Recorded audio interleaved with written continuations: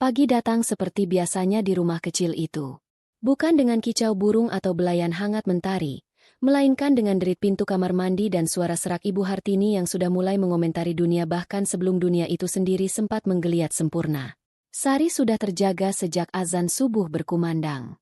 Ia bergerak dalam temaram, nyaris tanpa suara, seolah bayangan yang sudah hafal setiap sudut dan letak perabotan. Ia menyiapkan air hangat untuk suaminya, Gilang, lalu bergegas ke dapur kecil mereka yang pengap, tempat sisa aroma tumis kangkung semalam masih enggan beranjak pergi. Di atas meja makan yang kakinya sudah sedikit goyang, Sari meletakkan 3 piring kosong. 1 untuk Gilang, 1 untuk Ibu Hartini, dan 1 untuk dirinya. Tangannya cekatan mengiris bawang, menumis bumbu nasi goreng sederhana dengan sisa nasi semalam. Hanya itu yang bisa ia sajikan. Sebutir telur ia dadar tipis-tipis, lalu diiris memanjang agar porsinya terlihat lebih banyak, cukup untuk taburan di atas 3 piring nasi. Ia tidak pernah sarapan bersama mereka. Tugasnya adalah memastikan perut suami dan ibu mertuanya terisi sebelum ia bisa memikirkan perutnya sendiri. Itu adalah salah satu aturan tidak tertulis yang dipahaminya tanpa perlu dijelaskan. Gilang keluar dari kamar dengan handuk melilit pinggang, rambutnya basah dan acak-acakan. Ia tersenyum sekilas pada Sari. Senyum yang dulu terasa begitu hangat, namun kini lebih terasa seperti formalitas, sebuah gerakan otot wajah yang dilakukan karena kebiasaan. "Pagi, sayang." Sapanya pelan, suaranya masih berat. "Pagi, Mas. Air hangatnya sudah siap," jawab Sari lembut. Matanya tak lepas dari wajan. Tak lama, primadona utama di rumah itu muncul dari kamarnya. Ibu Hartini berjalan dengan langkah yang diseret. Daster batiknya yang sudah kusam berkibar pelan. Ia duduk di kursi kepalanya, tempat paling terhormat di meja makan reot itu, dan langsung menghela napas panjang seolah baru saja memikul beban terberat di dunia. Matanya yang tajam langsung menginspeksi dapur, mendarat di wajan yang dipegang Sari. "Nasi goreng lagi?" tanyanya. Nadanya bukan bertanya, melainkan menyatakan ketidaksenangan. "Pakai telur berapa itu?" "Jangan boros, Sari. Harga telur sekarang sudah berapa kamu tahu? Lebih mahal dari harga dirimu kalau tidak bisa mengaturnya." Sari hanya tersenyum tipis. "1 butir saja, Bu. Biar irit." Telurnya Sari iris tipis-tipis. Baguslah kalau kamu sadar," sahut Ibu Hartini. Lalu perhatiannya beralih pada Gilang yang baru saja duduk setelah berpakaian rapi dengan kemeja kantornya. "Kamu itu, Lang, kerja banting tulang dari pagi sampai petang. Istrimu di rumah harusnya tahu diri, bantu berhemat. Jangan tahunya cuma minta uang saja. Zaman sekarang ini susah. Salah sedikit bisa gali lubang tutup jurang." Gilang hanya mengangguk-angguk. Mulutnya sudah penuh dengan nasi goreng. "Iya, Bu. Sari kan memang pintar atur uang," katanya, mencoba membela. Namun suaranya terdengar ragu, seolah ia sendiri tidak yakin dengan ucapannya. Sari meletakkan sepiring nasi goreng di hadapan suaminya dan mertuanya. Aromanya cukup sedap, meski tanpa suiran ayam atau potongan sosis. Inilah keahliannya, mengubah keterbatasan menjadi sesuatu yang setidaknya layak dimakan. Setelah itu, ia undur diri ke dapur, membereskan peralatan masak, memberinya alasan untuk tidak harus duduk dan mendengarkan lebih banyak lagi ceramah pagi Ibu Hartini. Ritual yang paling penting terjadi setelah Gilang selesai sarapan. Saat ia menyambar tas kerjanya dan bersiap berangkat, ia akan merogoh dompetnya. Sari akan berdiri di dekat pintu, seperti biasa. Ini adalah momen yang selalu membuat hatinya terasa diremas. Gilang akan mengeluarkan selembar uang kertas berwarna biru, satu-satunya lembar 50 ribuan. Ia akan meletakkannya di atas meja makan, di tempat yang sama setiap hari. Tidak pernah kurang, tidak pernah lebih. "Ini ya, Sar, untuk belanja hari ini," kata Gilang. Suaranya pelan, matanya menghindari tatapan Sari. Ada rasa malu di sana. Sari tahu itu, tapi rasa malu itu tidak pernah cukup kuat untuk melawan perintah ibunya. Sebelum Sari sempat mengambilnya, Ibu Hartini sudah menyahut dari kursinya. "Cukupkan itu, Sari? Untuk sayur, lauk, beli gas kalau habis, bayar token listrik kalau bunyi. Harus cukup." Perempuan itu diuji kepintarannya dari cara dia memegang uang receh. Kalau uang sedikit saja tidak bisa diatur, bagaimana mau dipercaya pegang yang besar? Bisa-bisa kamu pakai untuk yang tidak-tidak. Sari mengangguk. Senyum sabar terpasang di wajahnya seperti topeng. Cukup, Bu. Lebih dari cukup. Ia mengambil uang itu. Rasanya tipis dan ringan di tangannya. Namun bebannya terasa berkilo-kilo di pundaknya. Uang ini adalah simbol kekuasaannya. Atau lebih tepatnya, simbol ketidakberdayanya. Uang ini adalah pengingat hariannya tentang posisinya di rumah itu. Setelah Gilang berangkat, dan Ibu Hartini kembali masuk ke kamarnya untuk menonton acara gosip di televisi tuanya, barulah dunia menjadi milik Sari. Ia mengambil keranjang belanja dari anyaman plastik yang warnanya sudah memudar dan sebuah dompet kecil usang. Ia menghitung sisa uang kemarin. Ada sekitar Rp3.000 dalam bentuk koin. Lumayan, bisa untuk membayar parkir motor jika nanti ia memutuskan untuk meminjam motor tetangga. Ia berjalan kaki menuju pasar tradisional yang becek, sekitar 1 kilometer dari rumahnya. Ia sengaja memilih pasar ini, bukan supermarket berpendingin udara, karena disinilah seni tawar-menawar dan kejeliannya bisa dipraktikan. Ia tidak langsung membeli di lapak pertama. Matanya berkeliling, memindai harga-harga yang tertulis di papan kardus. Otaknya bekerja seperti kalkulator.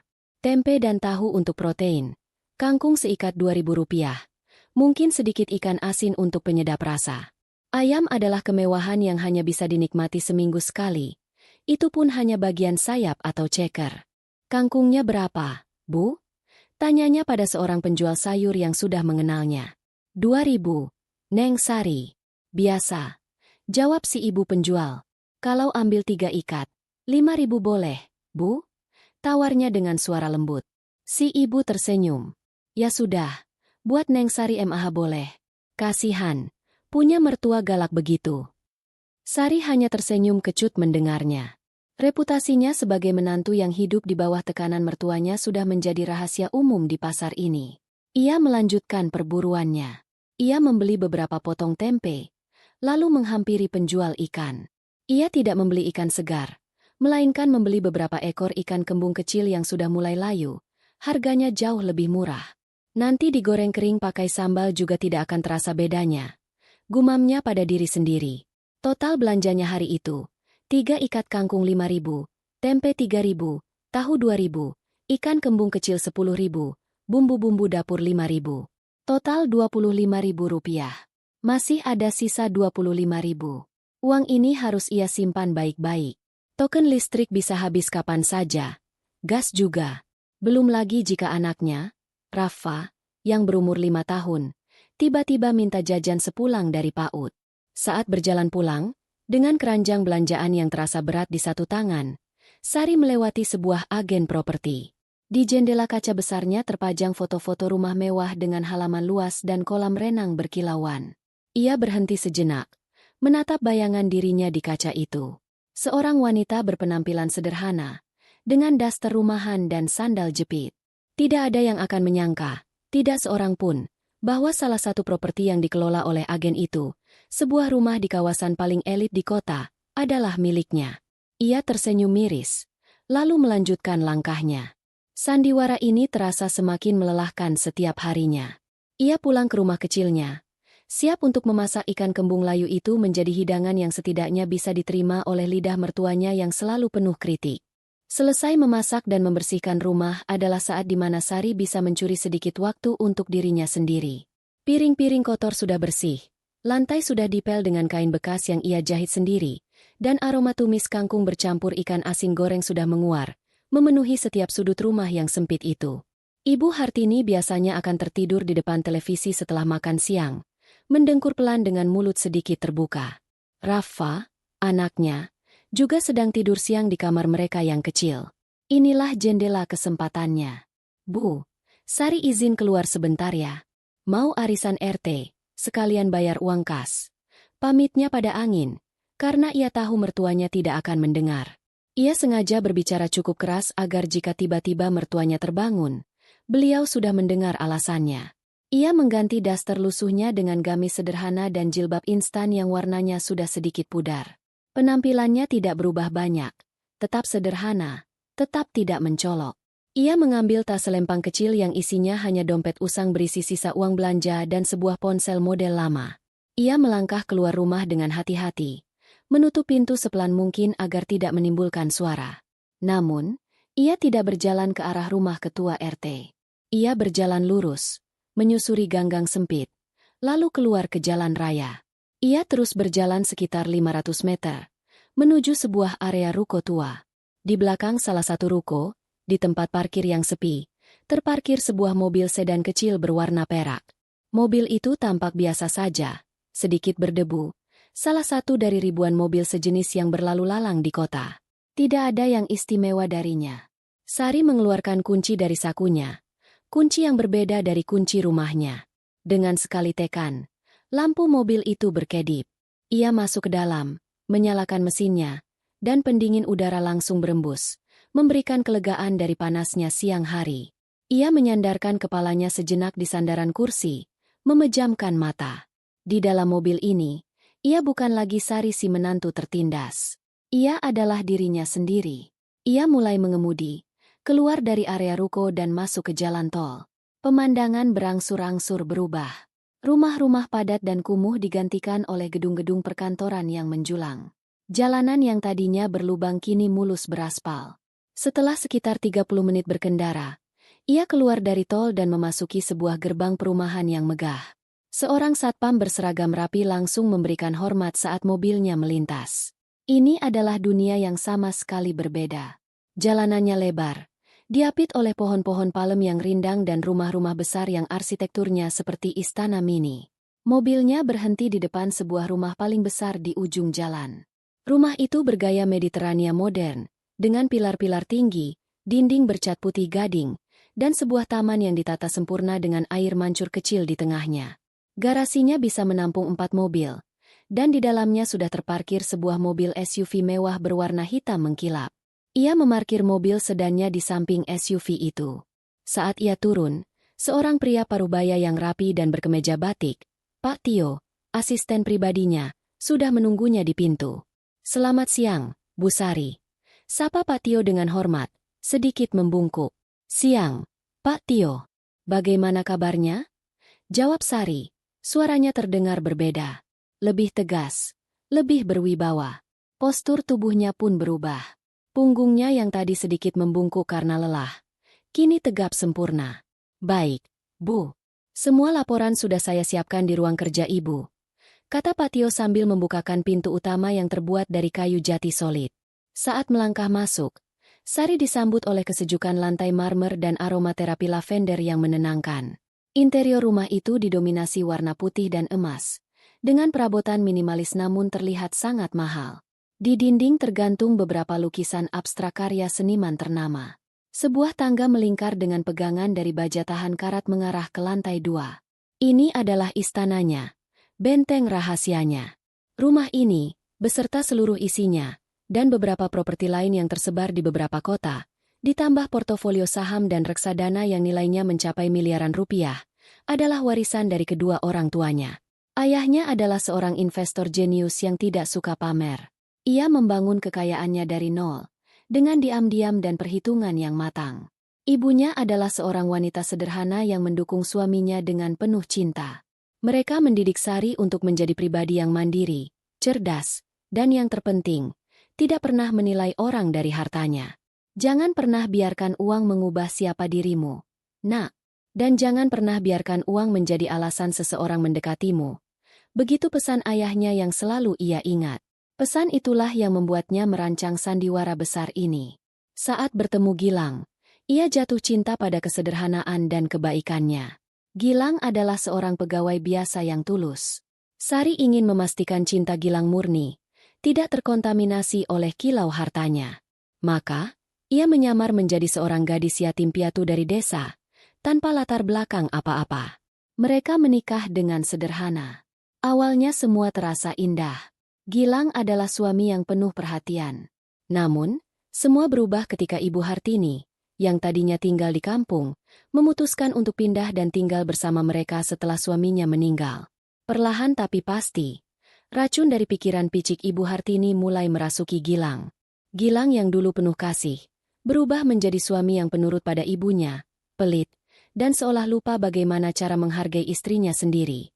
Di ruang kerjanya yang luas dengan jendela besar menghadap ke kolam renang, Sari duduk di kursi kulitnya yang empuk. Pak Tio meletakkan beberapa map tebal di hadapannya. Ini laporan perkembangan proyek apartemen di Surabaya, Bu. Progresnya sudah 80%. Penjualan unit juga sudah mencapai target, lapor Pak Tio. Lalu ini adalah laporan portofolio saham kita. Bulan ini ada kenaikan signifikan dari saham sektor perbankan. Saya sarankan kita lepas sebagian untuk merealisasikan keuntungan. Sari mempelajari dokumen-dokumen itu dengan saksama. Otaknya yang tadi pagi hanya digunakan untuk menghitung harga kangkung dan ikan, kini bekerja menganalisis grafik, angka, dan proyeksi bisnis yang rumit. Ia adalah dua orang yang berbeda dalam satu tubuh. Baik, Pak Tio.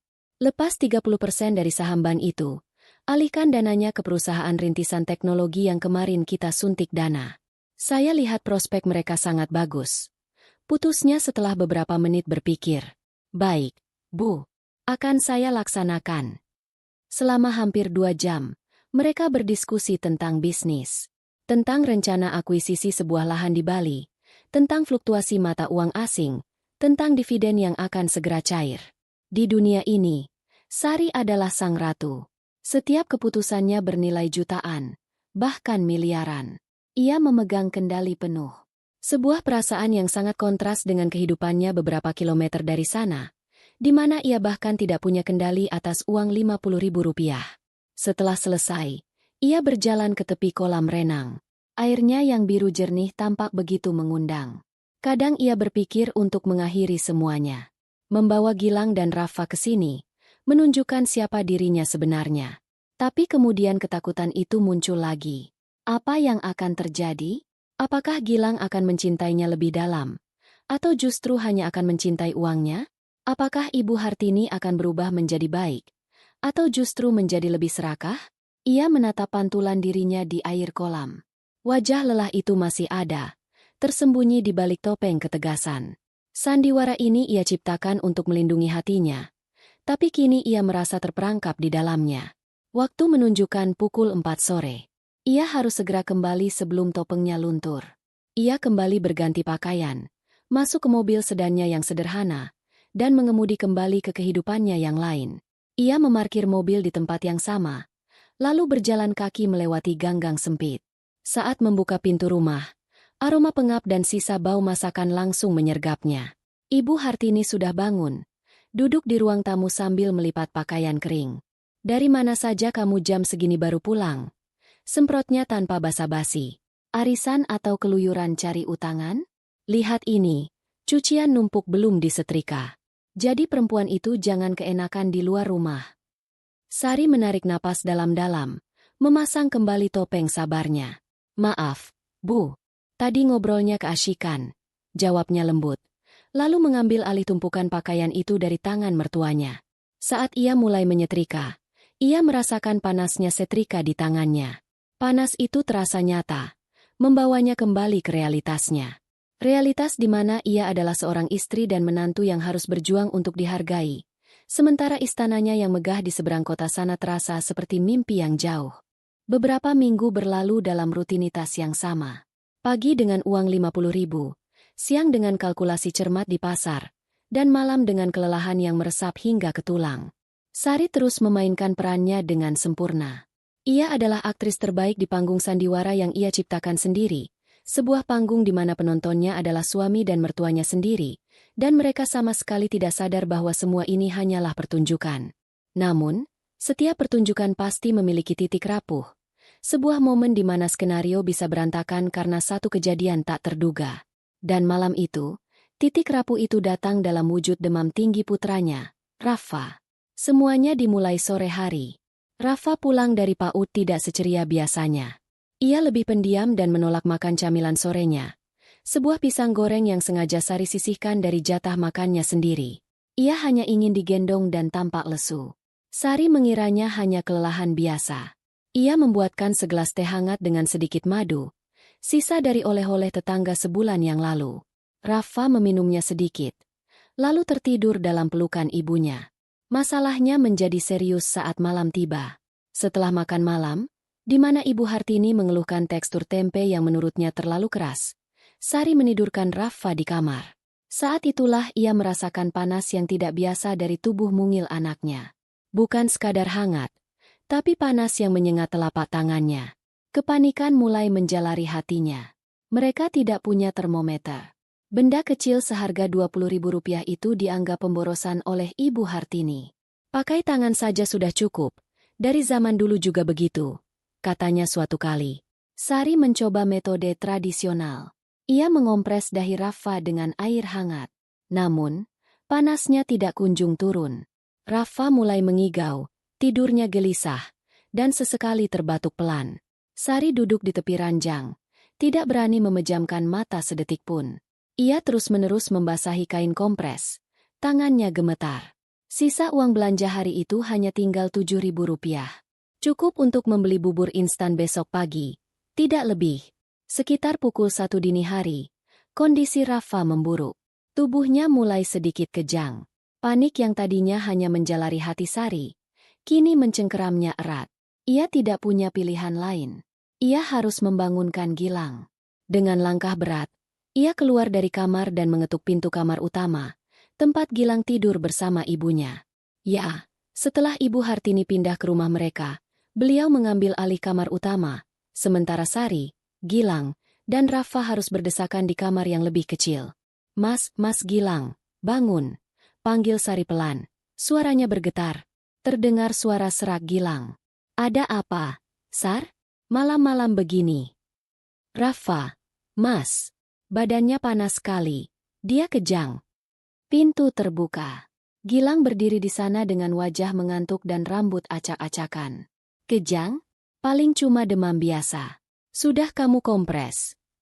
Sudah, Mas. Tapi tidak turun-turun. Kita harus bawa ke dokter. Mas, aku takut. Mohon Sari. Keributan itu membangunkan Ibu Hartini.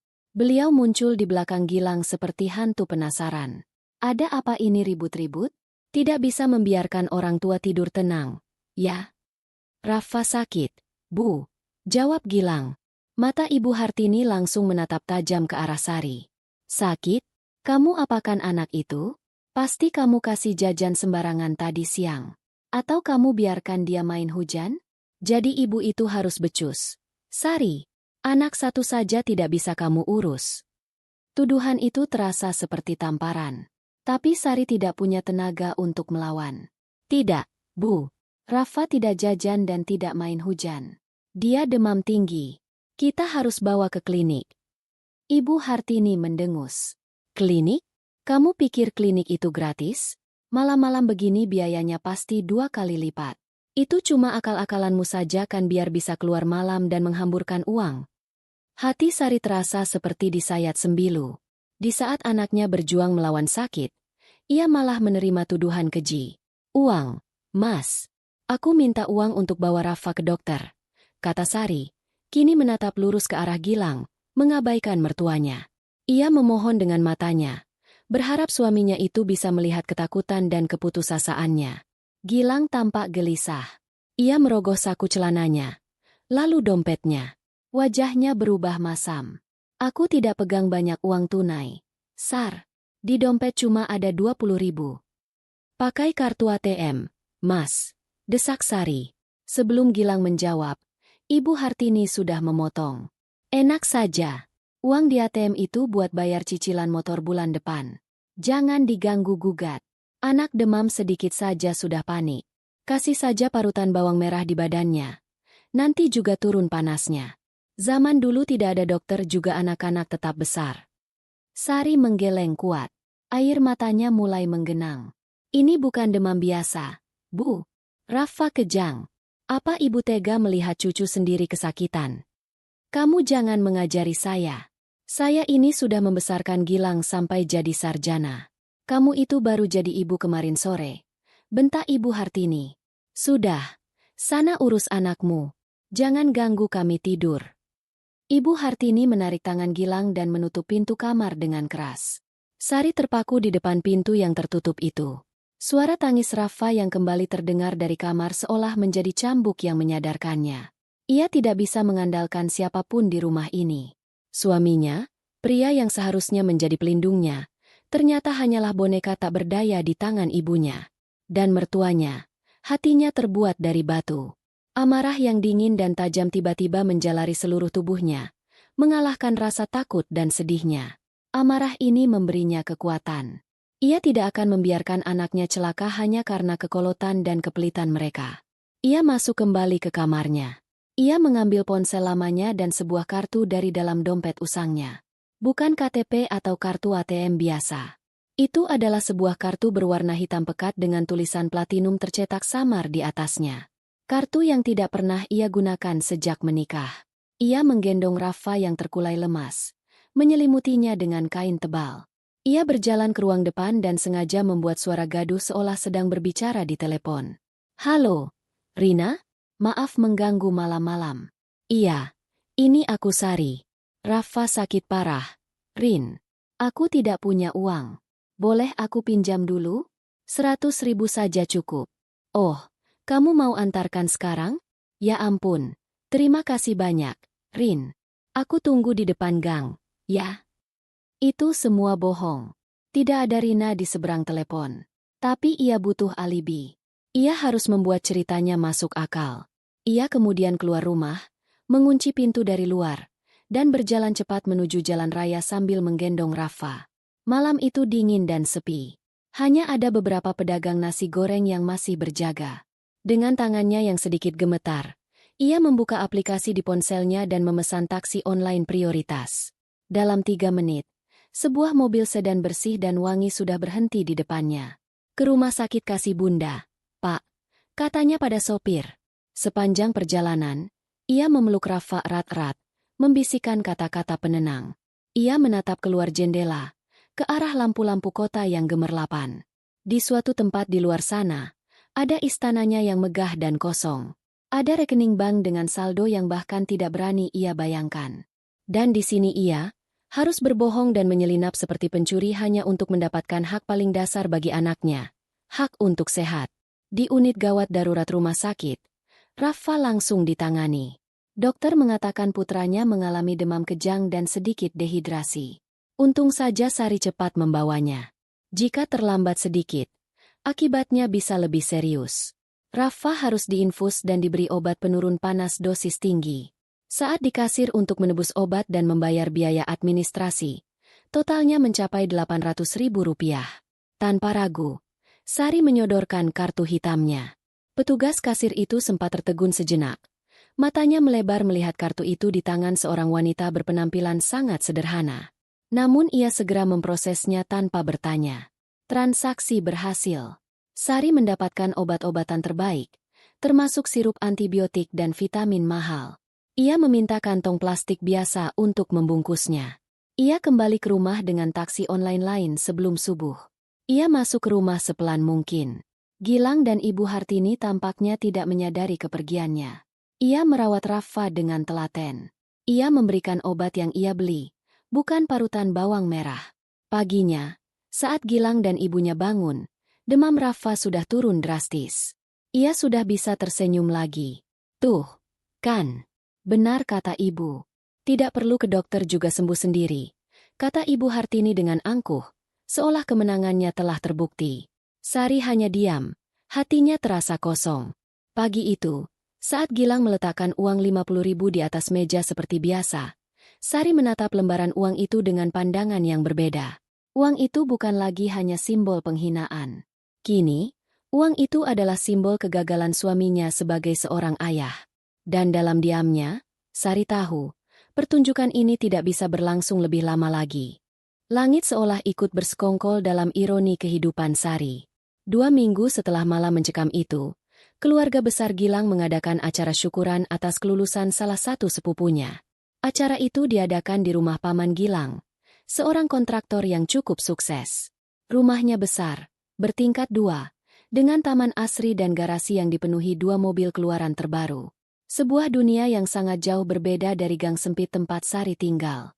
Undangan itu disambut dengan antusiasme berlebihan oleh Ibu Hartini. Baginya, ini adalah panggung.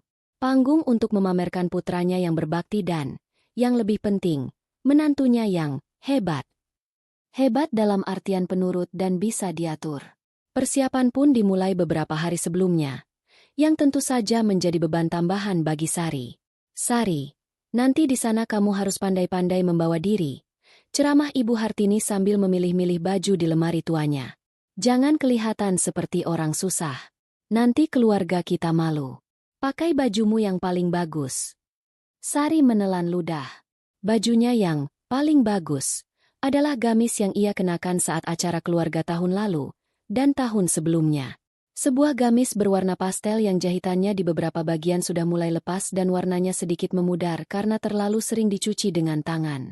Ia tidak punya uang untuk membeli yang baru, dan ia tahu mustahil meminta pada Gilang. Meminta uang untuk kebutuhan pokok saja sulitnya bukan main, apalagi untuk kemewahan seperti baju baru. Bajuku yang ini masih bagus kok, Bu. Jawab Sari sambil tersenyum getir. Ya sudah, setidaknya disetrika yang licin. Dan jangan lupa pakai bedak sedikit biar tidak kucel. Nanti di sana bantu-bantu di dapur.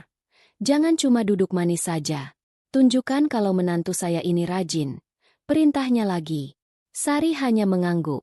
Malam sebelum acara, ia menjahit kembali bagian gamisnya yang sedikit sobek dengan benang yang warnanya nyaris serupa. Ia mencucinya dengan pewangi sisa, berharap bisa menyamarkan bau apek khas pakaian lama. Ia memandang pantulan dirinya di cermin retak di kamarnya. Ia terlihat lelah. Lingkaran hitam di bawah matanya menjadi saksi bisu dari malam-malam kurang tidur dan hati yang terus-menerus menanggung beban. Hari acara pun tiba. Gilang tampak gagah dengan kemeja batik terbaiknya, yang tentu saja disetrika oleh Sari hingga licin sempurna. Ibu Hartini mengenakan kebaya brokat berwarna emas yang membuatnya terlihat mencolok. Sementara Sari, dengan gamis daur ulangnya, terlihat seperti asisten rumah tangga yang diajak serta. Saat tiba di rumah Paman Gilang, mereka disambut dengan hangat. Rumah itu ramai sekali. Aroma masakan lezat menguar dari dapur, bercampur dengan wangi parfum para tamu. Sari merasa kecil dan tidak pada tempatnya. Ia melihat para istri sepupu Gilang yang lain. Mereka mengenakan pakaian modis, tas bermerek tersampir di bahu mereka, dan riasan wajah yang sempurna. Mereka mengobrol tentang liburan terakhir mereka ke Bali, atau tentang tas model terbaru yang sedang mereka incar. Salah satu dari mereka, Mbak Cindy, istri dari sepupu Gilang yang bekerja di perusahaan minyak, menjadi pusat perhatian. Ia baru saja pulang dari Singapura dan membawa banyak oleh-oleh. Ibu Hartini menatapnya dengan pandangan yang sulit diartikan, campuran antara iri dan mencemooh. Sesuai perintah, Sari langsung menyelinap ke dapur untuk membantu. Ia mencuci piring, menyiapkan minuman, dan melakukan apa saja yang bisa ia kerjakan. Ia lebih nyaman berada di balik layar, jauh dari tatapan-tatapan yang seolah mengulitinya. Puncak acara terjadi saat semua orang berkumpul di ruang keluarga setelah makan. Mereka duduk melingkar di atas karpet tebal, mengobrol dan tertawa. Ibu Hartini, yang sedari tadi sudah gatal ingin berbicara, akhirnya menemukan momen yang tepat. Ia sengaja mengeraskan suaranya agar semua orang bisa mendengar. Saya ini, alhamdulillah, bersyukur sekali punya menantu seperti Sari. Mulainya, sambil menepuk-nepuk pundak Sari yang kebetulan duduk di sebelahnya di lantai. Sari langsung merasa tegang. Ia tahu ini bukan pujian tulus. Ini adalah pembukaan dari sebuah drama. Kenapa begitu, Bude? Tanya salah seorang tante. Dia itu perempuan yang tahu diri. Tidak banyak menuntut. Ngerti kalau suaminya, si Gilang ini, bukan direktur perusahaan. Jadi hidupnya ya disesuaikan. Sederhana saja. Lanjut Ibu Hartini. Matanya melirik tajam ke arah Mbak Cindy yang sedang asyik dengan ponselnya.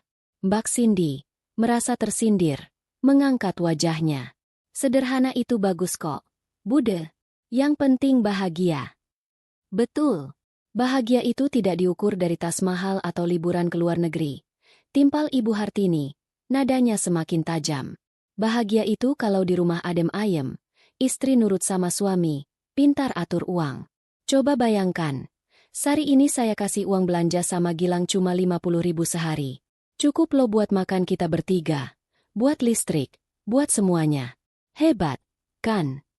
Seketika ruangan menjadi hening. Semua mata kini tertuju pada Sari. Ada yang menatapnya dengan kasihan, ada yang dengan tidak percaya, dan ada pula yang dengan tatapan meremehkan. Mbak Cindy tampak terkejut, mulutnya sedikit terbuka. Rp50.000 mungkin bahkan tidak cukup untuk membayar parkir mobilnya di mal selama 3 jam. Wajah Sari terasa panas. Ia ingin sekali bumi terbelah dan menelannya hidup-hidup. Ia merasa telanjang. Semua kemiskinan dan penderitaannya dipamerkan di depan umum oleh mertuanya sendiri, dibungkus dalam sebuah pujian. "Wah, hebat sekali si Sari," kata seorang tante dengan nada sarkastis. "Kalau saya sih, mending tidak usah makan daripada hidup seperti itu." Gilang, alih-alih merasa malu atau membela istrinya, malah terlihat bangga. Ia tersenyum lebar. Dadanya sedikit membusung. Seolah-olah kemampuan Sari bertahan hidup dengan uang sekecil itu adalah prestasi pribadinya. "Iya, Tante. Sari memang istri yang pengertian. Dia tidak pernah membebani saya," katanya dengan bangga. Hati Sari hancur berkeping-keping. Pria yang ia nikahi karena kebaikannya kini dengan bangga memamerkan penderitaannya sebagai sebuah lencana kehormatan. Ia tidak melihat Sari sebagai pasangan hidup, melainkan sebagai proyek penghematan yang sukses. Ibu Hartini semakin bersemangat melihat reaksi penontonnya. Makanya, jadi perempuan itu jangan materialistis. Kasihan suami. Tugas perempuan itu melayani suami dan mengelola rumah tangga, bukan menghamburkan uang untuk gengsi. "Benar kan, Sari?" tanyanya, menuntut persetujuan. Sari hanya bisa mengangguk pelan. Bibirnya dipaksa membentuk seulas senyum. Rasanya seperti ada bongkahan batu besar yang menyangkut di tenggorokannya. Setiap anggukan terasa seperti sebuah pengkhianatan terhadap dirinya sendiri. Ia merasa seperti piala kemenangan yang sedang diarak keliling oleh Ibu Hartini dan Gilang. Setelah pertunjukan itu selesai, suasana menjadi canggung. Beberapa orang mencoba mengalihkan pembicaraan. Sari pamit ke dapur dengan alasan ingin membuat teh. Padahal ia hanya butuh waktu sejenak untuk bernapas. Di dapur yang sepi, ia menyandarkan tubuhnya ke dinding yang dingin. Ia tidak menangis. Air matanya sudah kering, digantikan oleh kekosongan yang dingin. Penghinaan yang ia terima di rumahnya sendiri setiap hari ternyata belum ada apa-apanya dibandingkan dengan penghinaan publik ini. Dipermalukan di depan seluruh keluarga besar.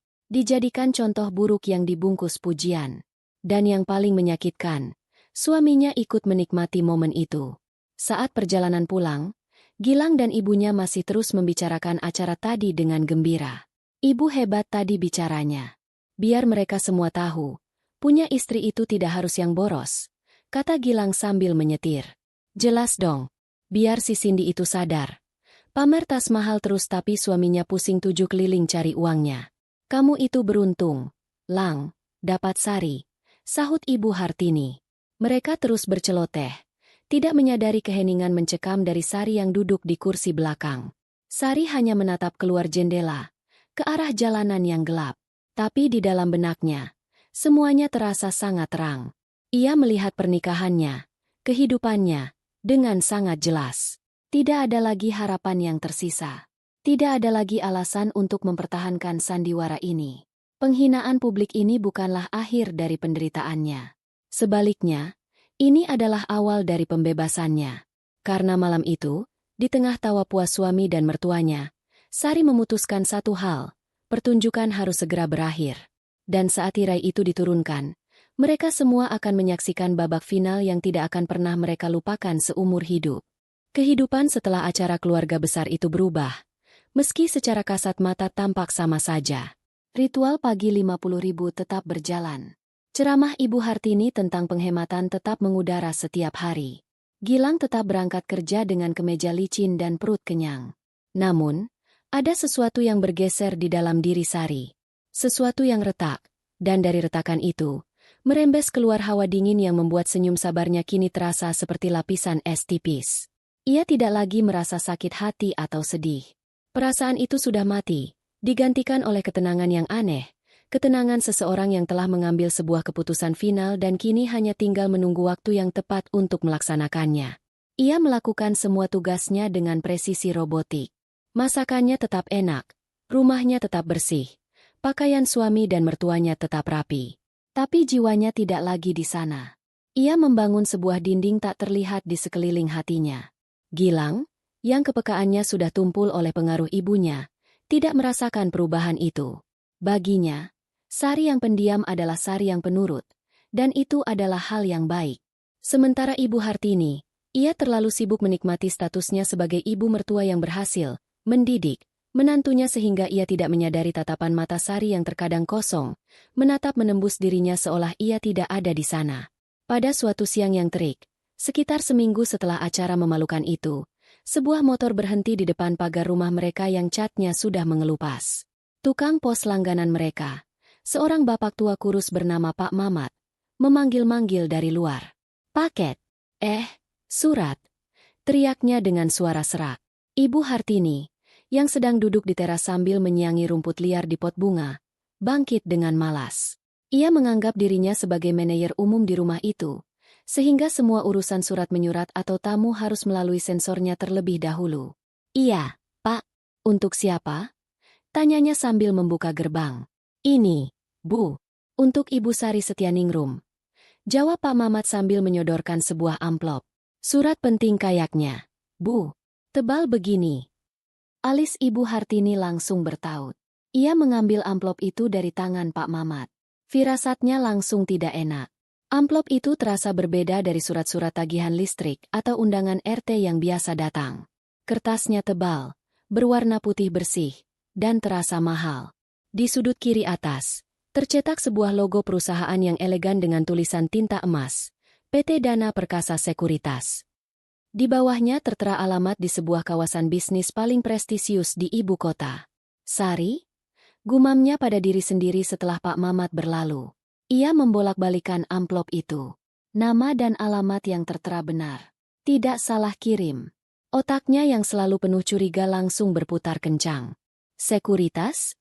Bukankah itu ada hubungannya dengan saham, dengan uang, dengan orang-orang kaya?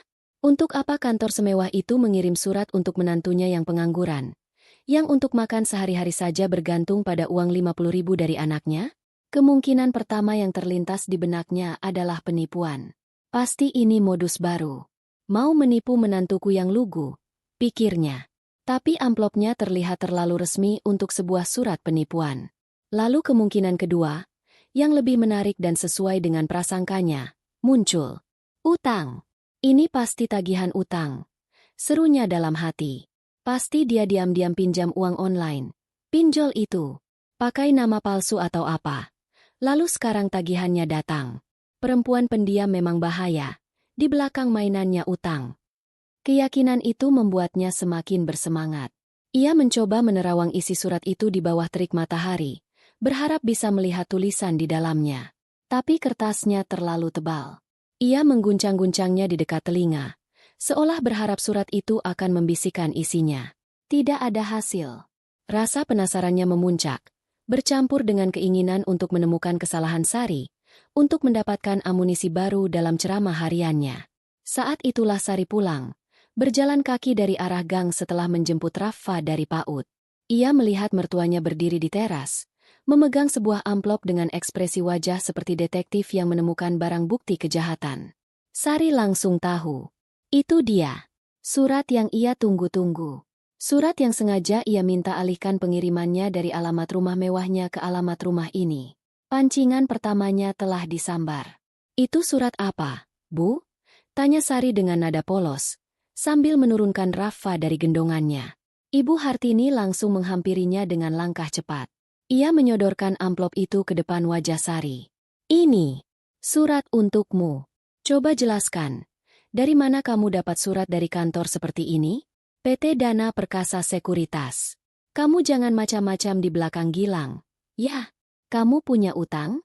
Berapa banyak?" "Jawab," semprotnya. Suaranya tajam dan penuh tuduhan. Berbeda dari biasanya yang akan terlihat takut atau bingung, Sari justru sangat tenang. Ia menatap amplop itu, lalu menatap mertuanya dengan pandangan datar. Ketenangannya ini justru membuat Ibu Hartini semakin geram. "Kenapa kamu diam saja? Kaget karena rahasiamu terbongkar?" Sari menggeleng pelan. "Sari tidak tahu, Bu. Mungkin salah kirim," jawabnya dengan suara lembut yang tidak bergetar sama sekali. Ia mengulurkan tangannya untuk mengambil surat itu. "Coba sini Sari lihat." Ibu Hartini enggan melepaskannya. "Salah kirim bagaimana?" Ini nama dan alamatmu jelas sekali. Jangan coba-coba membohongi saya. Ya sudah, kalau ibu tidak percaya, ibu buka saja sendiri, kata Sari, sebuah tantangan halus dalam kalimatnya. Tawaran itu membuat Ibu Hartini ragu. Membuka surat orang lain adalah tindakan tidak sopan, tapi rasa penasarannya sudah diubun-ubun. Namun, sebelum ia sempat mengambil keputusan, Sari dengan gesit mengambil alih surat itu dari tangannya. Terima kasih, Bu.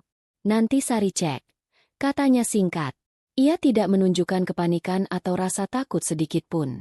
Ia hanya melipat surat itu dan memasukkannya ke dalam saku gamisnya, lalu menggandeng Rafa masuk ke dalam rumah seolah tidak terjadi apa-apa. Sikap Sari yang di luar dugaan itu membuat Ibu Hartini bengong. Ia mengharapkan drama, tangisan, pengakuan. Tapi yang ia dapatkan adalah ketenangan yang menjengkelkan. Ini lebih mencurigakan daripada jika Sari panik. Pasti ada yang tidak beres, desisnya. Matanya terus mengawasi punggung menantunya yang menghilang di balik pintu. Di dalam kamar, Sari tidak langsung membuka surat itu. Ia sudah tahu isinya. Itu adalah laporan tahunan portofolio investasinya, lengkap dengan rincian keuntungan dan jumlah dividen yang akan ia terima. Sebuah angka dengan banyak nol di belakangnya.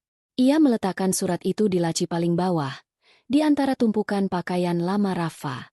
Ia membiarkannya di sana, seperti bom waktu yang ia setel sendiri. Malamnya, saat Gilang pulang, Ibu Hartini langsung mengadukan temuannya dengan dramatis. Lang, kamu harus lebih waspada sama istrimu, bisiknya di meja makan. Waspada kenapa lagi, Bu? Tanya Gilang lelah. Tadi siang dia dapat surat dari perusahaan keuangan. Kelihatannya mahal sekali. Ibu tanya baik-baik. Dia malah pura-pura tidak tahu. Ibu curiga dia main pinjol atau terlibat utang. Kamu harus periksa dompetnya, ponselnya. Gilang menghela napas. Sudahlah, Bu. Paling juga surat salah kirim seperti kata Sari. Jangan berprasangka buruk terus. Kamu ini dibilangin orang tua tidak percaya. Kamu itu terlalu lembek. Makanya istrimu berani macam-macam di belakangmu. Awas saja kalau nanti tiba-tiba ada penagih utang datang ke rumah ini. Omel Ibu Hartini. Gilang tidak menjawab lagi, tapi benih kecurigaan sudah tertanam di kepalanya. Malam itu, ia mencoba bertanya pada Sari. Sar, surat tadi siang itu sebenarnya surat apa? Tidak tahu, Mas. Belum aku buka. Mungkin cuma penawaran produk. Jawab Sari enteng sambil melipat baju. Jawaban itu tidak memuaskan Gilang. Tapi ia tidak tahu harus bagaimana lagi. Ia melihat istrinya yang tampak tenang dan sibuk dengan pekerjaan rumah tangga. Kecurigaannya perlahan mereda, tergantikan oleh rutinitas harian. Namun bagi Sari, surat itu bukanlah akhir. Itu hanyalah awal dari sebuah badai yang ia rancang dengan sangat teliti. Benih kecurigaan yang ditanam oleh Ibu Hartini tidak sempat tumbuh subur, karena segera tergantikan oleh benih lain yang lebih kuat, benih keserakahan. Pemicunya adalah hal yang sepele. Keran di tempat cuci piring dapur mereka akhirnya benar-benar rusak. Bukan lagi sekadar menetes, tapi mengucur kecil terus-menerus, menciptakan bunyi gemericik yang konstan dan noda kuning di wastafel tua mereka. Lihat ini, Lang. Kerannya sudah jebol. Keluh Ibu Hartini suatu pagi, seolah itu adalah bencana terbesar yang pernah menimpa keluarga mereka. Dapur kita ini sudah seperti kandang ayam. Catnya mengelupas. Lemari kabinetnya mau rubuh. Lantainya kusam. Memalukan sekali. Bagaimana kalau ada tetangga atau saudara yang main ke sini? Keluhan itu menjadi lagu wajib selama beberapa hari berikutnya.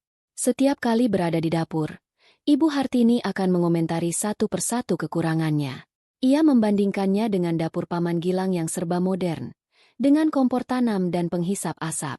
Gilang, yang pada dasarnya tidak tahan mendengar keluhan ibunya, akhirnya terpengaruh. Iya juga ya, Bu. Dapur ini sudah waktunya direnovasi, kata Gilang pada suatu malam di meja makan. Sari, yang sedang menyajikan makan malam, hanya diam mendengarkan. Firasatnya mengatakan ini akan mengarah padanya. Harus itu. Setidaknya dicat ulang, ganti keran, sama perbaiki lemari itu. Biar lebih manusiawi sedikit. Sahut Ibu Hartini penuh semangat. Ia lalu menatap Gilang. Tapi pakai uang dari mana? Gajimu kan sudah pas-pasan untuk bayar cicilan dan kebutuhan lain.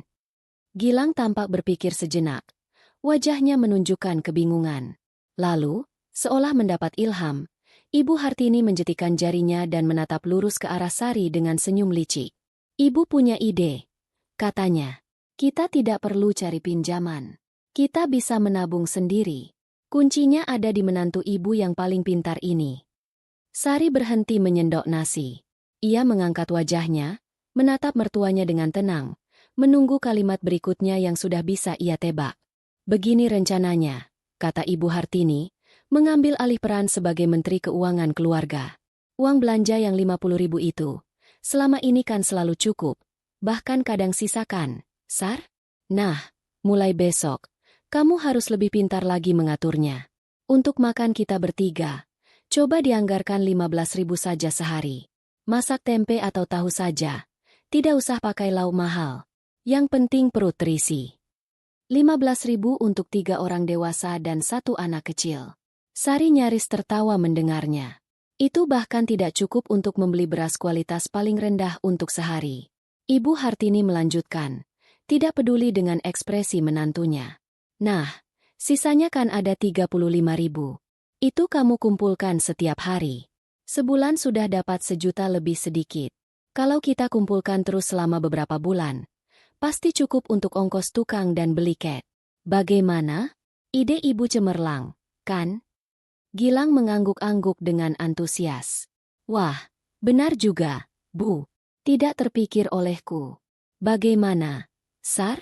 Kamu bisa, kan? Demi dapur kita jadi lebih bagus, demi kenyamanan kita bersama. Sari menatap suaminya. Ia mencari sedikit saja keraguan di mata Gilang, sedikit saja rasa tidak tega. Tapi ia tidak menemukannya. Yang ia lihat hanyalah wajah seorang pria yang gembira karena menemukan solusi mudah atas masalahnya. Solusi yang bebannya 100% ditimpakan ke pundak istrinya. Belum cukup sampai di situ. Ibu Hartini menambahkan, solusi lainnya. Biar tabungannya lebih cepat terkumpul. Kamu juga bisa cari tambahan. Sar, coba bikin kue basah atau gorengan. Terus kamu titipkan ke warung Empok Minah di depan gang. Lumayan kan?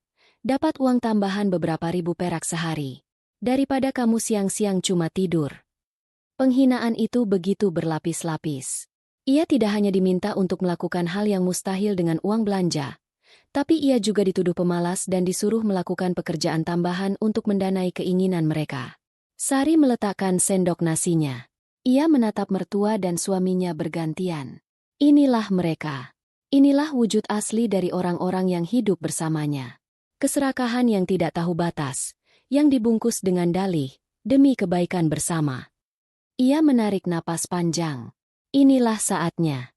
Ia menatap Ibu Hartini dengan tatapan yang belum pernah dilihat wanita tua itu sebelumnya. Bukan tatapan takut atau sedih, melainkan tatapan dingin yang menusuk. Apa ibu yakin ini adil? Tanyanya dengan suara pelan namun jelas. Ibu Hartini terkejut dengan perlawanan halus itu. Adil tidak adil itu urusan nanti. Ini demi keluarga.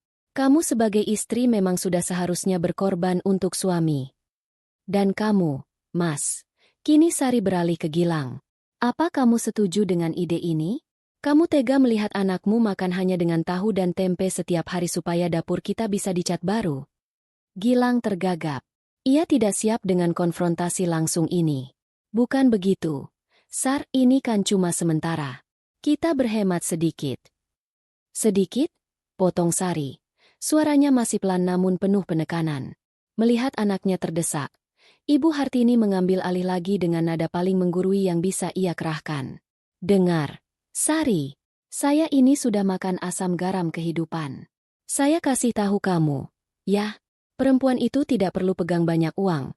Nanti pikirannya macam-macam, bisa selingkuh atau lupa diri sama suami. Lebih baik uangnya dipegang suami, diatur untuk jadi aset bersama seperti rumah ini. Kewajibanmu sebagai istri itu nurut, berhemat, dan mendukung suami dalam keadaan apapun. Kalau kamu bisa begitu, hidupmu pasti terjamin dan diberkahi. Jangan membantah. Itulah puncaknya. Ceramah pamungkas yang menyimpulkan semua pandangan picik mereka tentang dirinya. Ia bukan lagi manusia di mata mereka. Ia adalah mesin penghemat, aset yang bisa diatur, dan sumber daya yang bisa dieksploitasi. Semua sisa harapan, semua sisa cinta yang mungkin masih terselip di sudut hatinya untuk Gilang, menguap pada detik itu juga. Yang tersisa hanyalah keputusan yang bulat dan dingin. Ia tidak akan pergi begitu saja. Ia tidak akan menyerah dalam diam. Mereka telah membuatnya memainkan sebuah peran selama bertahun-tahun. Maka, ia akan memberikan mereka sebuah pertunjukan penutup yang tidak akan pernah mereka lupakan. Hening sejenak. Gilang dan Ibu Hartini menatap Sari, menunggu penolakan atau tangisan. Namun, yang mereka dapatkan sungguh di luar dugaan. Sari tersenyum. Sebuah senyum tipis yang tidak mencapai matanya. "Baik, Bu. Mas," katanya dengan suara yang sangat tenang. "Akan Sari usahakan. Kalau itu memang demi kebaikan keluarga kita, Sari akan coba berhemat lagi." Jawaban itu membuat mereka terperangah. Mereka mengira akan ada perdebatan panjang. Persetujuan yang begitu mudah ini membuat mereka sedikit curiga. Tapi keserakahan mereka dengan cepat mengalahkan kecurigaan itu. Mereka menganggap Sari akhirnya sadar akan posisinya. "Nah, begitu dong.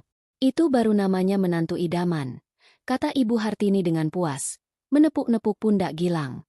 Malam itu, setelah rapat keluarga yang absurd itu selesai, Gilang dan Ibu Hartini sibuk melihat-lihat model dapur murah di internet dengan ponsel Gilang. Mereka tertawa dan berdebat tentang pilihan warna cat. Seolah renovasi itu sudah di depan mata. Sari, sementara itu, bergerak dalam diam. Ia mencuci piring-piring kotor. Suara dentingnya terdengar seperti lonceng kematian bagi pernikahannya. Ia tidak merasakan apa-apa lagi. Tidak ada sakit. Tidak ada amarah. Hanya ada kehampaan dan sebuah rencana yang mulai tersusun rapi di benaknya. Ia masuk ke kamar, pura-pura menidurkan Rafa.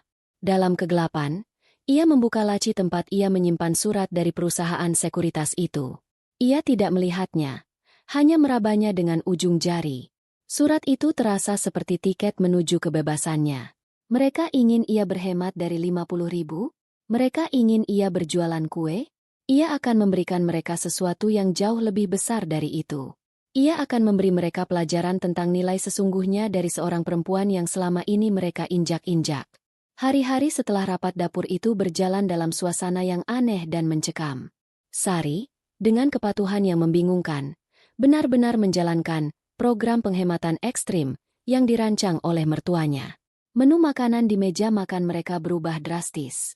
Jika sebelumnya sudah sederhana, kini menjadi nyaris menyedihkan. Sarapan hanya dengan nasi dan sejumput garam gurih. Makan siang dengan sayur bening yang isinya lebih banyak air daripada sayuran. Ditemani sepotong tempe bacem yang manisnya terasa hambar.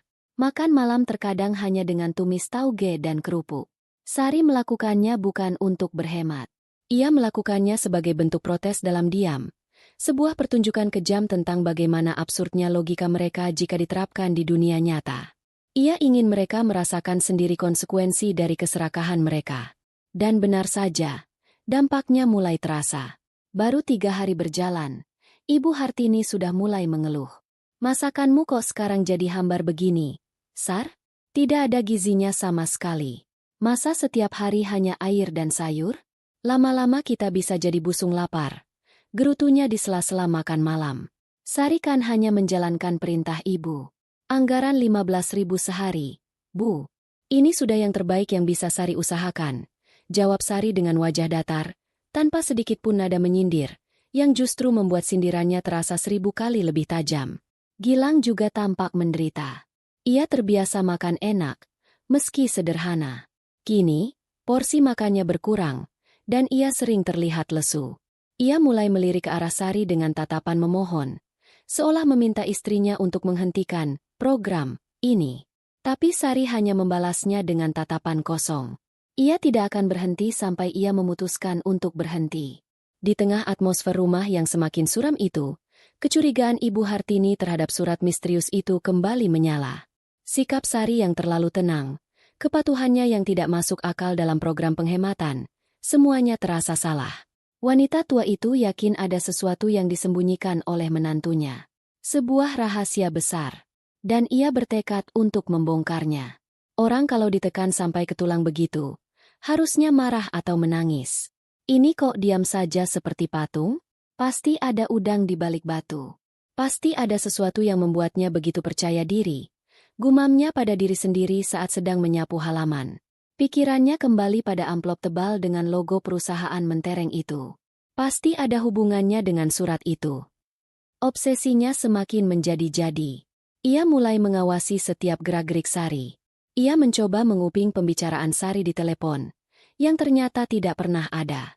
Ia memeriksa kantong sampah, berharap menemukan sobekan surat atau bukti lainnya. Hasilnya nihil. Sari terlalu rapi. Kesempatan emas itu akhirnya datang pada hari Sabtu. Pagi itu, Sari meminta izin untuk pergi. Bu, Mas, hari ini Sari mau ajak Rafa ke taman kota yang ada arena bermainnya. Kasihan, dia di rumah terus. Mungkin pulangnya agak sore. Kata Sari, pakai uang dari mana kamu ke taman kota? Tanya Ibu Hartini curiga. Sari masih ada sisa uang kembalian dari pasar beberapa minggu lalu. Bu, cuma beberapa ribu. Cukup untuk beli minum saja. Mainnya kan gratis. Jawab Sari enteng. Gilang, yang juga libur kerja, langsung setuju. Pergi saja, Sar.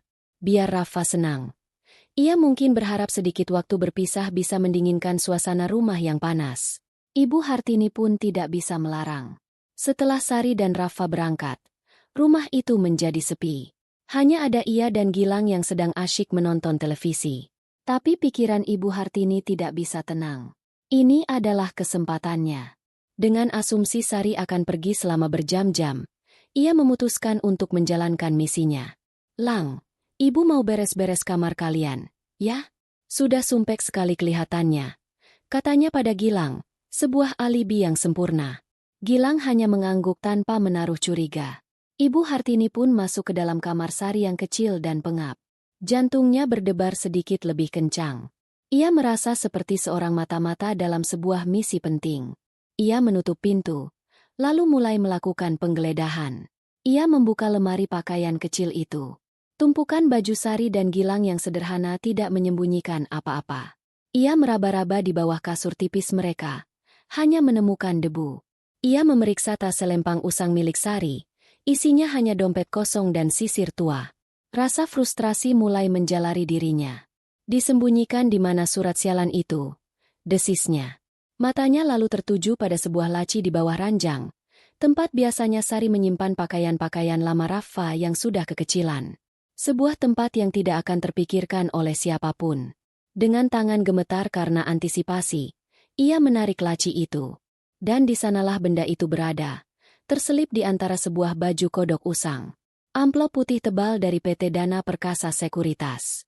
Ia memegang amplop itu seolah memegang sebuah granat. Kemenangan kecil ini membuatnya mabuk. Ia harus segera membukanya. Ia tidak mau membukanya di kamar sempit itu. Ia ingin membukanya di ruang tamu yang terang, di bawah pengawasan anaknya, agar jika ia menemukan bukti kejahatan, Gilang bisa menjadi saksinya. Ia keluar dari kamar dengan membawa amplop itu. Gilang, yang masih menonton televisi, terkejut melihat ibunya membawa surat tersebut. Bu, apa yang ibu lakukan? Itu kan surat pribadi Sari. Tidak baik membukanya. Tegur Gilang. Suaranya terdengar ragu antara membela privasi istrinya dan takut pada ibunya. Diam kamu, Lang. Ini demi kebaikanmu. Bentak Ibu Hartini. Ibu harus tahu apa yang disembunyikan istrimu selama ini. Kalau dia punya utang, kamu juga yang nanti repot membayarnya. Tanpa menunggu lebih lama lagi, dengan jari-jari yang gemetar karena campuran rasa takut dan penasaran, Ibu Hartini merobek ujung amplop itu dengan kasar. Ia tidak sabar. Ia mengeluarkan beberapa lembar kertas yang terlipat rapi di dalamnya. Napasnya tertahan. Inilah momen kebenarannya. Ia membentangkan lembar pertama. Matanya langsung tertuju pada kop surat yang sangat resmi. Ini jelas bukan surat dari pinjaman online. Ia membaca judulnya, Laporan Ringkasan Portofolio. Keningnya berkerut. Ia tidak mengerti apa artinya. Matanya terus bergerak ke bawah, membaca istilah-istilah aneh seperti saham blue chip, reksadana pendapatan tetap, yield, dan capital gain. Ini apa, sih? Gumamnya bingung. Gilang, yang rasa penasarannya mengalahkan rasa bersalahnya, ikut mendekat dan mencondongkan tubuhnya untuk melihat. Ia sebagai seorang sarjana ekonomi, sedikit lebih paham, tapi tetap saja konteksnya tidak masuk akal. Ini seperti laporan investasi, Bu. Katanya pelan, suaranya dipenuhi ketidakpercayaan. Lalu, mata Ibu Hartini sampai pada halaman terakhir. Halaman itu berjudul, Ringkasan Dividen Tunai Tahunan.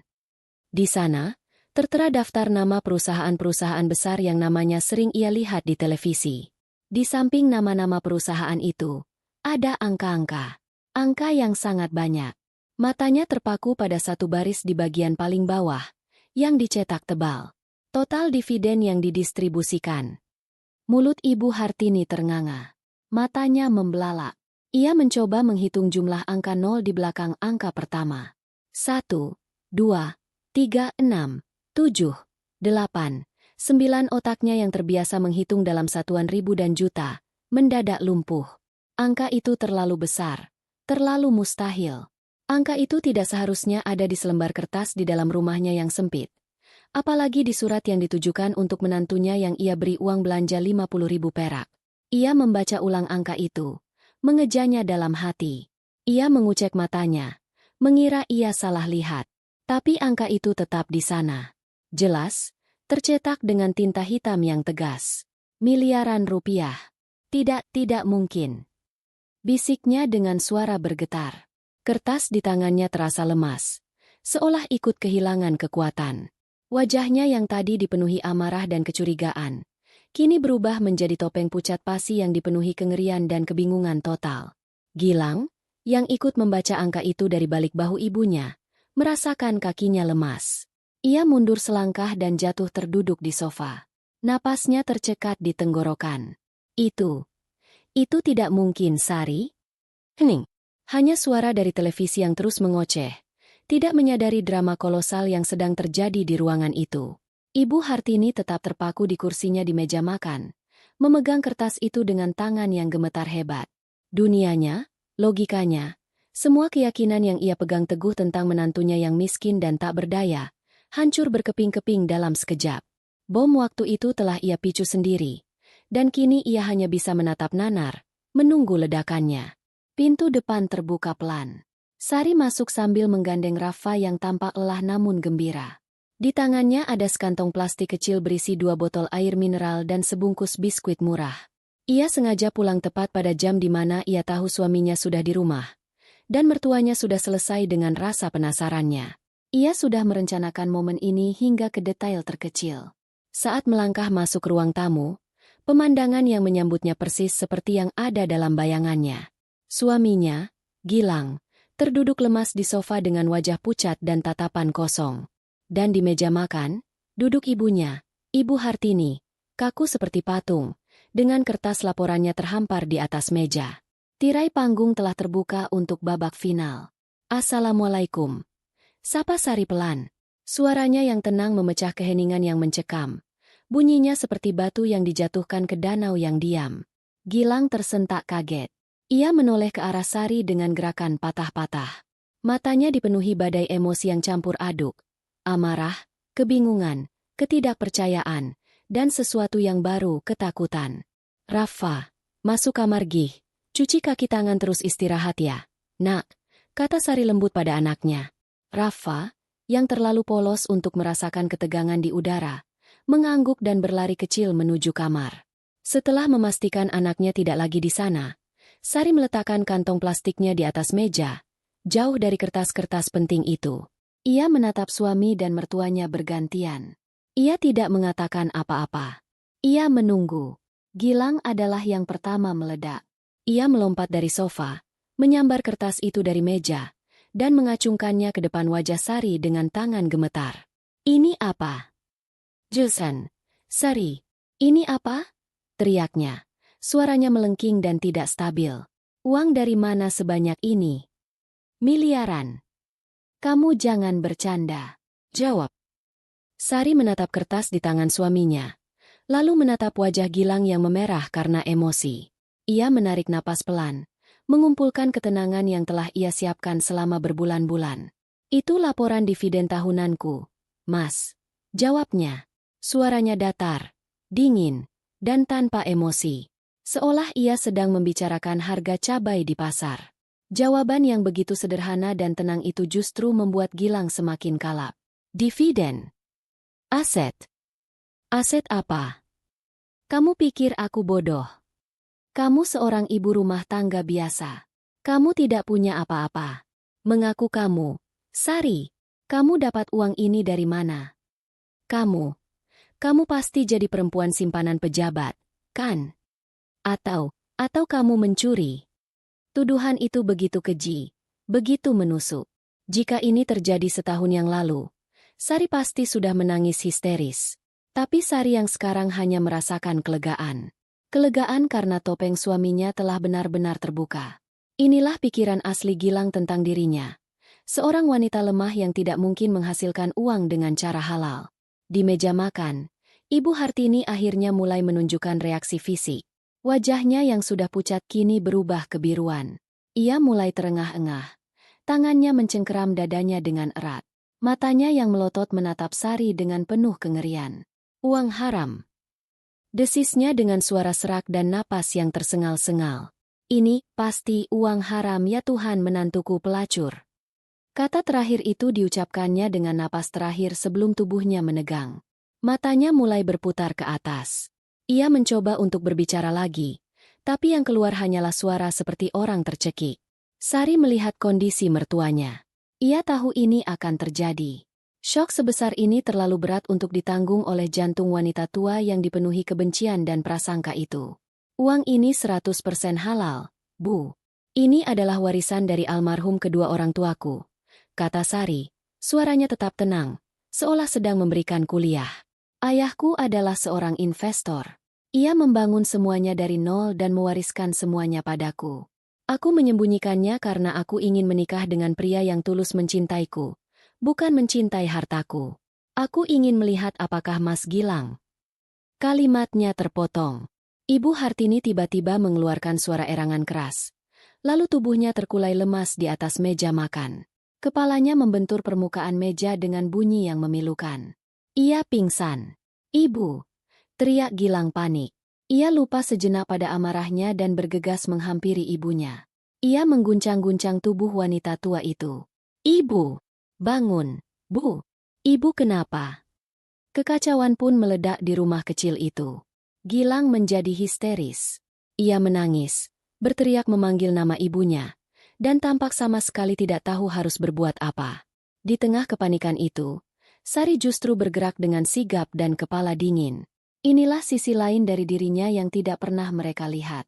Sisi seorang pemimpin yang terbiasa menghadapi krisis. Jangan diguncang-guncang, Mas. Baringkan ibu di lantai, tinggikan kakinya. Perintahnya dengan suara tegas.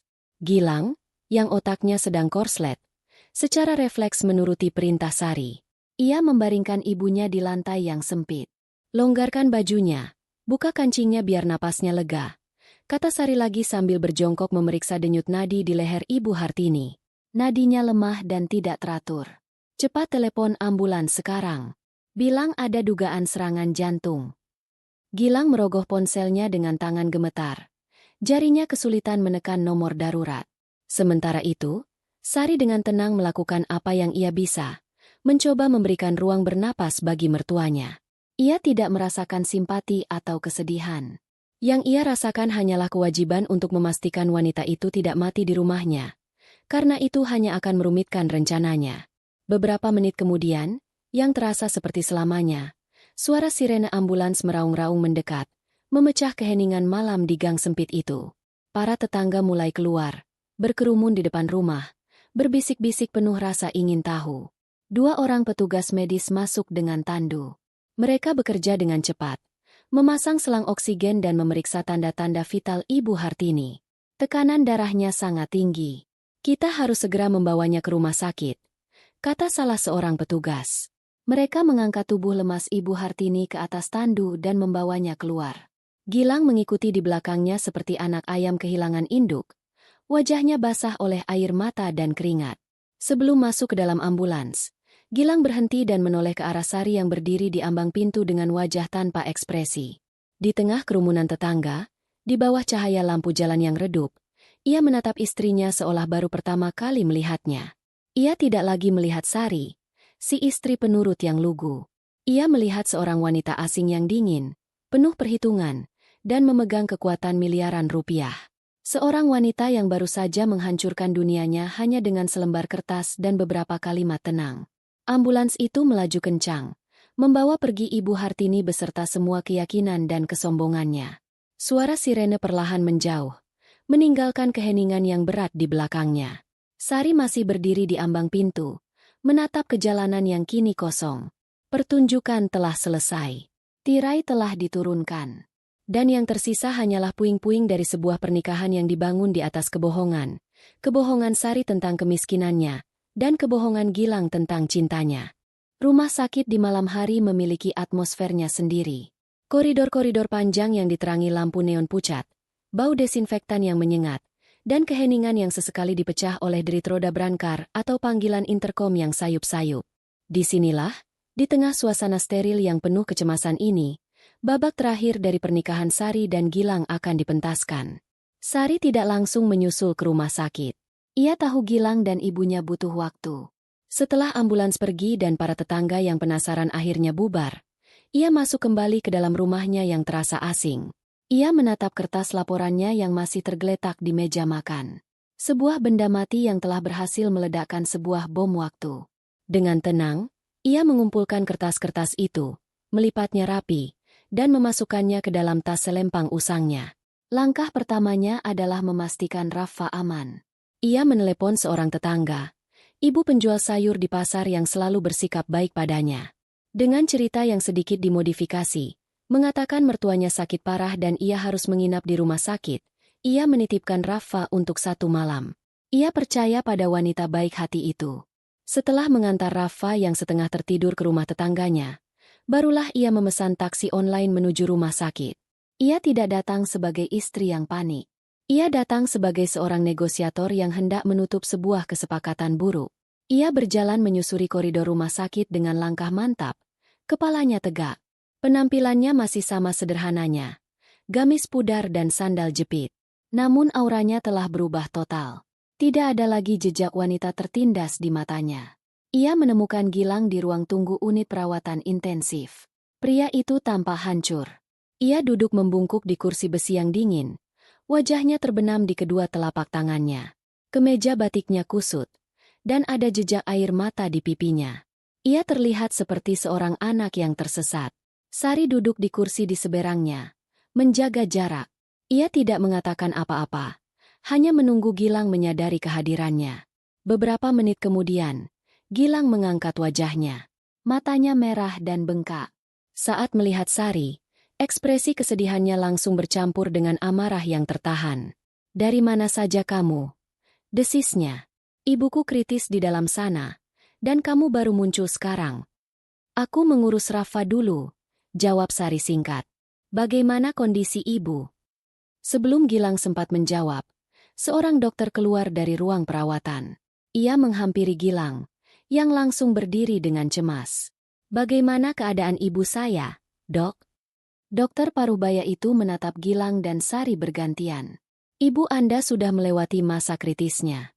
Kami berhasil menstabilkan tekanan darahnya. Namun, syok yang beliau alami rupanya memicu stroke ringan. Kondisinya saat ini stabil, tapi beliau akan butuh perawatan intensif dan kemungkinan besar proses pemulihan yang panjang. Ada beberapa fungsi motorik di sisi kirinya yang mungkin akan terganggu." Gilang terduduk kembali, seolah semua tulangnya diloloskan. "Dok," kata itu terdengar begitu mengerikan. "Dan untuk biaya administrasi dan perawatan awal, mohon segera diselesaikan di bagian keuangan, Pak," tambah dokter itu sebelum berlalu. Biaya. Satu lagi tamparan realitas untuk Gilang. Ia bahkan tidak berani membayangkan berapa biayanya. Semua tabungannya tidak akan cukup bahkan untuk membayar uang muka. Dalam keputusasaannya, ia menoleh pada satu-satunya orang di sana yang ia tahu memiliki solusi. Ia menatap Sari. Amarahnya yang tadi sempat padam kini menyala kembali. Sebuah mekanisme pertahanan untuk menutupi rasa malunya. "Ini semua salahmu," serunya. Suaranya tertahan agar tidak membuat keributan. "Kalau saja kamu jujur dari awal, semua ini tidak akan terjadi." Ibu tidak akan syok. Kamu sengaja, kan? Kamu sengaja menyiksa kami pelan-pelan. Sari menatapnya lekat. Menyiksa kalian? Coba katakan padaku. Mas, bagian mana yang merupakan siksaan? Saat aku memastikan kamu bisa sarapan setiap pagi? Saat aku merawat Rafa dengan tanganku sendiri tanpa bantuan siapapun? Atau saat aku harus memutar otak agar uang 50.000 cukup untuk menghidupi kita semua? Jangan memutarbalikkan fakta. Potong Gilang. Kenapa kamu biarkan kita hidup seperti orang susah kalau ternyata kamu punya uang sebanyak itu? Kamu menikmati melihat kami menderita, kan? Sari tersenyum. Senyum yang dingin dan penuh ironi. Aku tidak pernah menikmati penderitaan siapapun. Aku hanya menjalankan peranku sebagai istri sesuai dengan aturan yang kamu dan ibumu tetapkan. Kalian yang menentukan standarnya. Aku hanya mengikutinya. Kalian bilang jadi istri harus hemat. Aku berhemat. Kalian bilang perempuan tidak boleh pegang banyak uang. Aku tidak pernah menunjukkan uangku. Ia mencondongkan tubuhnya sedikit ke depan. Aku akan memberimu beberapa contoh siksaan yang sebenarnya. Mas.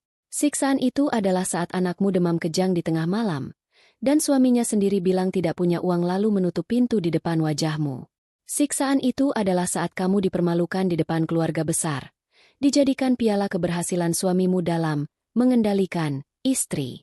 Dan puncak siksaan itu adalah saat kamu diminta berhemat dari uang 50.000 untuk mendanai renovasi dapur impian mertuamu, sementara kamu dituduh akan selingkuh jika memegang lebih banyak uang. Setiap kalimat yang diucapkan Sari seperti sebuah tamparan keras bagi Gilang. Ia mengingat semua kejadian itu, kejadian yang ia anggap sepele, namun ternyata merupakan luka yang dalam bagi istrinya. Tapi kenapa? Sar? Kenapa kamu lakukan semua ini? Tanyanya dengan suara yang kini lebih lirih. Amarahnya telah menguap, digantikan oleh kebingungan yang putus asa. Karena aku bodoh, jawab Sari. Aku bodoh karena pernah berpikir bahwa pria yang aku nikahi karena kebaikannya masih ada di dalam dirimu. Aku terus berharap dia akan muncul, akan membelaku, akan melihatku sebagai pasangannya, bukan sebagai bawahannya. Aku ingin memastikan cintamu itu tulus. Sebuah eksperimen yang ternyata hasilnya sangat menyakitkan. Aku tidak menyembunyikan hartaku untuk menyiksamu, Mas. Aku menyembunyikannya untuk melindungiku darimu, dari ibumu. Dari orang-orang yang hanya akan melihatku sebagai saldo berjalan. Dan ternyata, firasatku benar. Gilang tidak bisa berkata-kata lagi. Semua pembelaan yang ada di kepalanya terasa konyol dan tidak berdasar. Ia telah gagal. Gagal total sebagai suami, sebagai ayah, dan sebagai laki-laki. Penyesalan yang luar biasa besar menghantamnya. Ia beringsut dari kursinya, berlutut di lantai dingin rumah sakit di depan Sari. Sebuah tindakan putus asa yang menyedihkan. Maafkan aku, Sar. Isaknya. Air matanya kini mengalir deras. Aku minta maaf. Aku tahu aku salah. Aku dibutakan oleh ibu, oleh gengsi. Aku mohon, beri aku satu kesempatan lagi. Kita bisa mulai dari awal. Kita pindah ke rumahmu yang besar itu. Kita besarkan Rafa bersama. Aku janji akan berubah. Aku akan jadi suami yang baik untukmu. Aku mohon, Sar. Di tengah isak tangisnya, Sari bisa melihat kilatan itu di mata Gilang. Bukan kilatan cinta, melainkan kilatan keserakahan. Ia memohon untuk memulai hidup baru di rumah besar itu. Ia tidak lagi tertarik pada Sari, tapi pada apa yang dimiliki Sari. Inilah bukti final yang ia butuhkan. Dengan perlahan, Sari berdiri. Ia menatap suaminya yang bersimpuh di kakinya dengan pandangan kasihan. Sudah terlambat, Mas. Katanya dengan suara yang lembut namun final. Pria yang aku nikahi sudah lama pergi, digantikan oleh boneka ibunya. Dan aku tidak bisa membangun masa depan dengan sebuah boneka. Pernikahan kita sudah selesai malam ini. Ia mengeluarkan kartu debit dari dompetnya dan meletakkannya di kursi kosong di sebelah Gilang. Pakai ini untuk semua biaya rumah sakit ibu. Anggap saja ini sebagai uang pesangon dan ucapan terima kasihku karena telah memberiku pelajaran hidup yang sangat berharga. Setelah itu, ia berbalik. Sari, jangan pergi. Sari, panggil Gilang. Tapi Sari tidak menoleh lagi. Ia terus berjalan menyusuri koridor itu, menjauh dari pria yang menangis di lantai, menjauh dari wanita yang terbaring tak berdaya karena keserakahannya sendiri, menjauh dari kehidupan lamanya yang penuh kepalsuan. Setiap langkah terasa ringan. Beban yang selama bertahun-tahun menghimpit pundaknya kini telah terangkat. Saat ia melangkah keluar dari pintu rumah sakit dan menghirup udara malam yang segar, ia tahu ini bukanlah akhir. Ini adalah awal dari fajar yang baru. 6 bulan kemudian, mentari pagi menyinari sebuah rumah megah di kawasan elit. Sinarnya menembus jendela-jendela kaca yang besar, memantul di lantai marmer yang berkilauan dan menyinari taman tropis yang hijau terawat. Di tepi kolam renang yang airnya biru jernih, seorang wanita duduk di meja teras dengan laptop terbuka di hadapannya. Ia mengenakan blus sutra sederhana namun elegan. Rambutnya digelung rapi, dan wajahnya yang tanpa riasan tebal memancarkan aura kepercayaan diri dan ketenangan. Wanita itu adalah Sari. Kehidupannya telah berubah 180 derajat. Ia tidak lagi bangun sebelum subuh untuk memasak nasi goreng telur. Paginya kini dimulai dengan secangkir teh hijau sambil membaca laporan pasar saham Asia. Ia tidak lagi berjalan kaki ke pasar becek untuk menawar harga kangkung. Ia kini memimpin rapat virtual dengan dewan direksi dari salah satu perusahaan properti warisan ayahnya, membahas proyek pembangunan senilai ratusan miliar rupiah. Baik, Pak Tio, katanya pada asisten pribadinya yang duduk di seberang meja. Tolong siapkan semua dokumen untuk akuisisi lahan di Nusa Dua itu. Saya ingin semuanya selesai sebelum akhir kuartal ini. Baik, Bu Sari, akan segera saya laksanakan, jawab Pak Tio dengan hormat. Di taman yang luas, Rafa, yang kini terlihat lebih sehat dan berisi, berlari-lari mengejar bola bersama seorang pengasuh yang sabar. Tawa riangnya menjadi musik latar bagi kehidupan baru mereka. Ia tidak lagi harus berdesakan di kamar sempit. Ia punya kamarnya sendiri yang luas, penuh dengan mainan dan buku-buku cerita. Proses perceraian Sari dan Gilang berjalan dengan cepat dan senyap. Dengan bukti-bukti finansial yang tak terbantahkan, Sari memiliki posisi tawar yang absolut. Gilang tidak berani melawan. Sari, melalui pengacaranya yang andal, memberikan penyelesaian yang lebih dari sekadar adil. Ia memberikan rumah kecil tempat mereka tinggal dulu sepenuhnya kepada Gilang, ditambah sejumlah uang tunai yang cukup besar. Jumlah yang cukup untuk biaya perawatan Ibu Hartini seumur hidup dan untuk Gilang memulai hidup baru dengan nyaman. Itu bukan karena cinta atau kasihan. Itu adalah sebuah pernyataan. Sebuah deklarasi bahwa ia tidak pernah menginginkan apapun dari mereka, dan bahwa ia membebaskan dirinya dari semua ikatan dengan cara yang paling elegan. Ia tidak balas dendam, ia hanya menutup buku. Lalu, bagaimana nasib Gilang dan Ibu Hartini? Mereka masih tinggal di rumah kecil di gang sempit itu. Namun, suasana di dalamnya telah berubah menjadi neraka sunyi yang penuh penyesalan. Ibu Hartini selamat, namun stroke itu meninggalkan jejak permanen. Sisi kiri tubuhnya melemah, membuatnya berjalan tertatih-tatih dengan bantuan tongkat. Bicaranya pun menjadi sedikit peloh. Yang lebih parah, semangatnya telah padam. Ia tidak lagi menjadi matriark yang galak dan penuh kuasa. Ia menjadi wanita tua yang rapuh, pahit, dan menghabiskan hari-harinya di depan televisi dengan tatapan kosong. Setiap kali melihat iklan tentang kemewahan, matanya akan berkaca-kaca. Teringat pada istana dan harta miliaran yang pernah begitu dekat, yang ia hancurkan dengan tangannya sendiri. Keserakahannya telah memakan dirinya hidup-hidup. Gilang, di sisi lain, terjebak dalam perannya yang baru. Ia harus berhenti dari pekerjaannya untuk merawat ibunya. Uang pemberian Sari terasa seperti bara api di sakunya. Sebuah pengingat abadi akan kegagalannya. Rumah itu, yang dulu menjadi simbol kekuasaannya, kini terasa seperti penjara. Ia dan ibunya sering terlibat pertengkaran sengit, saling menyalahkan atas nasib buruk mereka. Seandainya ibu tidak serakah dan terus menekan Sari, semua ini tidak akan terjadi, teriak Gilang suatu hari. Seandainya kamu bisa menjadi suami yang tegas dan tidak lembek, Sari tidak akan berani membohongi kita. Balas Ibu Hartini dengan suara pelonya yang penuh kebencian. Mereka terpenjara bersama dalam lingkaran setan penyesalan. Dihukum untuk menjalani sisa hidup dengan bayang-bayang, seandainya.